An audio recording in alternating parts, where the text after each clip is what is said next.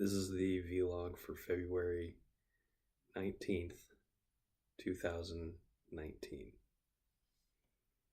I can't believe I've done 364 of these. The the playlist is going to say 364 even after I do this one, because of the one that I overwrote. There was one in, I think, March of last year where I hit the wrong button without realizing it, and I overwrote the previous day's vlog with a new one. And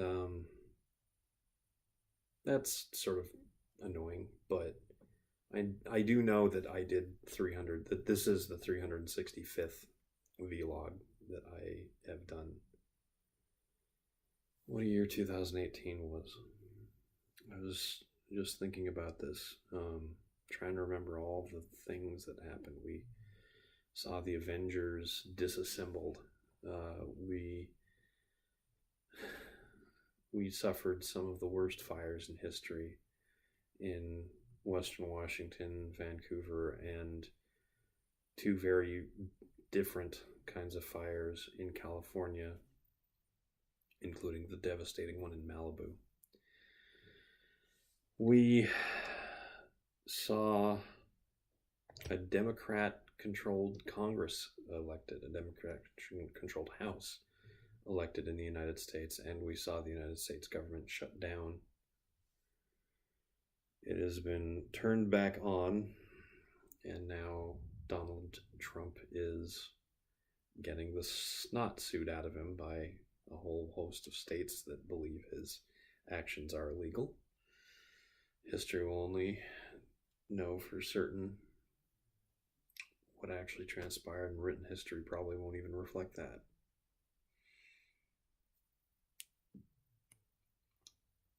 And then there was my life.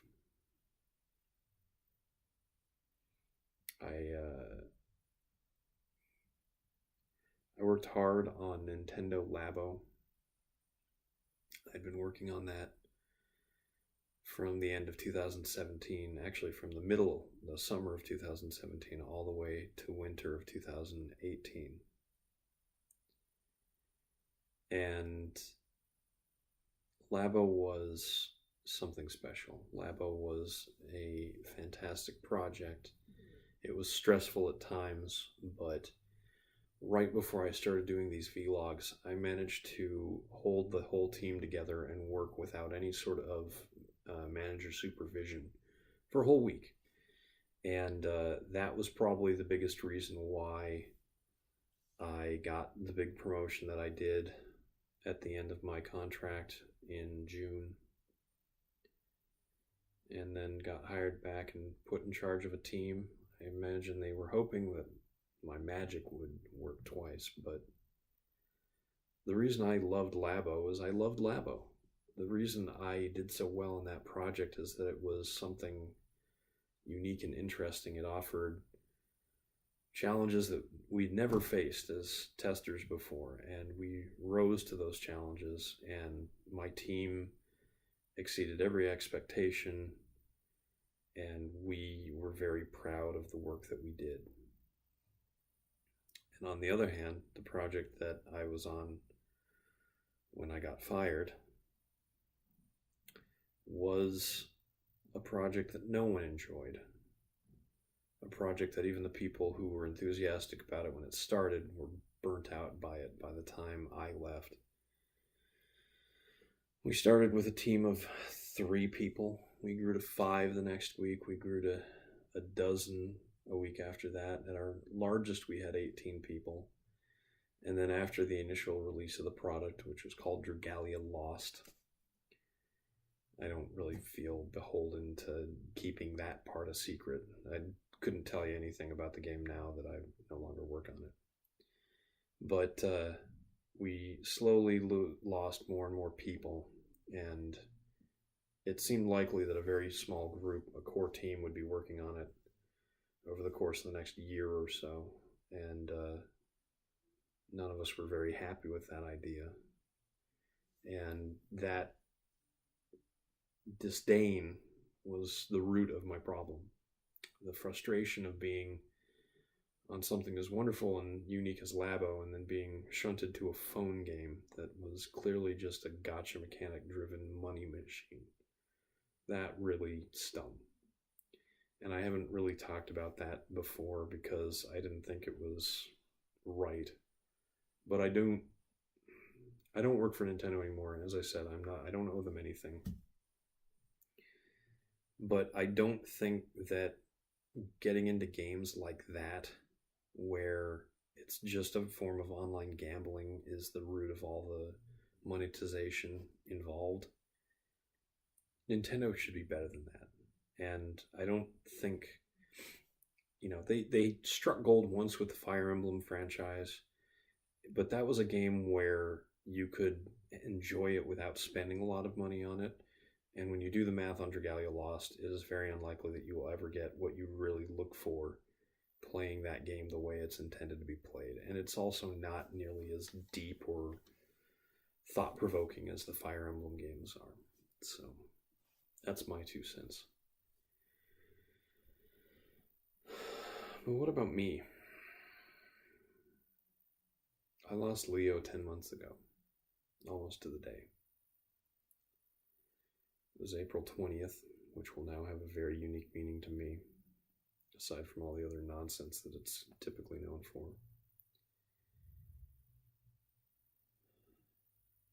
April 20th this year will mark the 1-year anniversary of Leo's passing.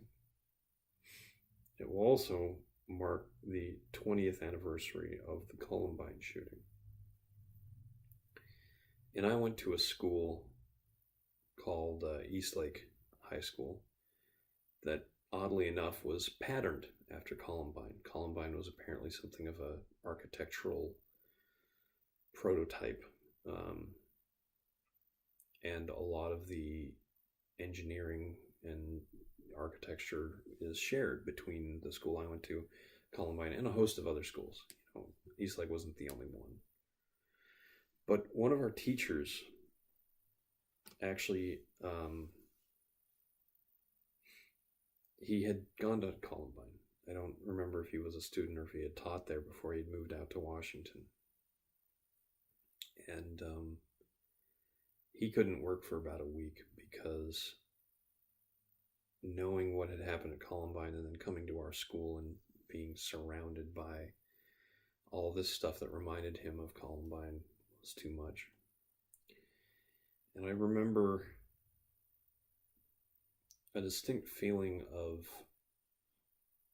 oh, that was terrible. And then a really small part saying, but you didn't go through any tragedy. And a very, very small part saying, well, I wonder what it would be like. I wonder what it would be like to have to live with something that terrible or sad for the rest of my life. And if I could just go back and tell that little voice, don't ever wonder, don't ever ask how other people deal with it, because everybody eventually has a tragedy of some sort in their life. Sometimes they manufacture it themselves, and most of the time it's just a series of unfortunate events or one singular terrible event. And that was when I walked home and I found out that my cat was going to die.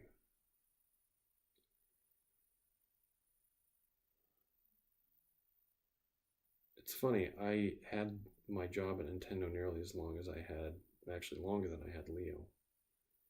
But of the two, losing Leo was definitely worse. And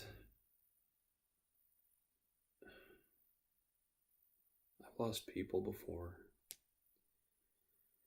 One of the members of my team, when I was working on Fire Emblem Fates, he had a heart condition, and one night he stayed out too late dancing, and It ruined his heart, and he passed away a few weeks after. And a few years before that, my good friend Adam Johnson, who I went to college with, committed suicide. He was a young man who had lupus, photosensitivity to light. I guess that's kind of redundant, but he had to take very particular care of himself, and he put himself out on a limb for a lot of people that he loved dearly, and just one too many times they weren't able to give back what he was giving to them, and he couldn't handle his life anymore, and he ended it. And I've thought about Adam a lot these last few years, and I've thought about Chai for the last couple of years, and I've thought a lot about Leo this last year. And the thing that sets them apart from losing my job is that when I think about my job, I think about what I could have done differently. You know, what would it have been like if I hadn't done what I did, if I had maintained a better attitude, if I had enjoyed my promotion enough to get rid of any negativity that I had towards what I was working on. I think about what could have been, but when I think about Adam and Chai and Leo, I just feel lost. I don't feel empty. Because when I think about them, I don't feel like I've got less in me than I did when they were alive, because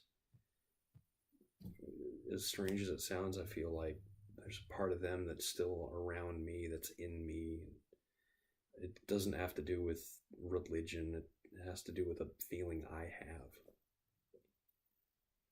But I also don't know what I'm supposed to do. And maybe if I was more religious, I would. Maybe I would have a better understanding of how I feel with loss, with challenges. So I feel aimless. And certainly these days I feel quite aimless, applying for jobs willy-nilly, just trying to get some money to pay rent. And when I started this, I had hoped things would be different. When I started this vlog, I was hoping that I was going to maybe get that book published, you know. Maybe I would meet somebody in a random scheme of life. I would find somebody out there who touched me, who I could touch, and be part of something bigger. And I thought that I would have a whole host of people around me for this last vlog, talking about things that they knew about me and trying to embarrass me maybe. And here I sit alone instead.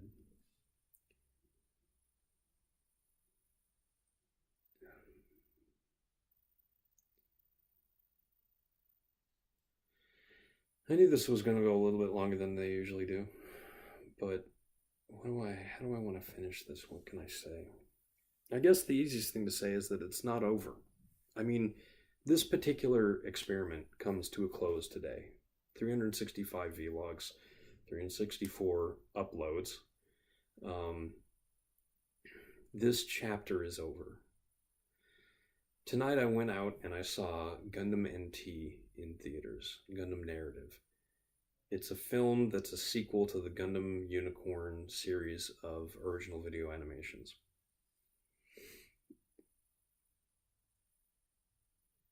It was only shown this one night, so I can't recommend that you go out and see it, because if you haven't already seen it, you've missed your chance. But while it created its own chapter in the Gundam universe, it's also sort of starting a new one. It's starting a era for Gundam as the franchise turns 40 this year. And I want to start a new era too.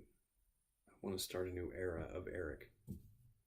I don't want this to be the end of everything. I don't want to rest on my laurels, and I don't really have a lot of laurels as it is.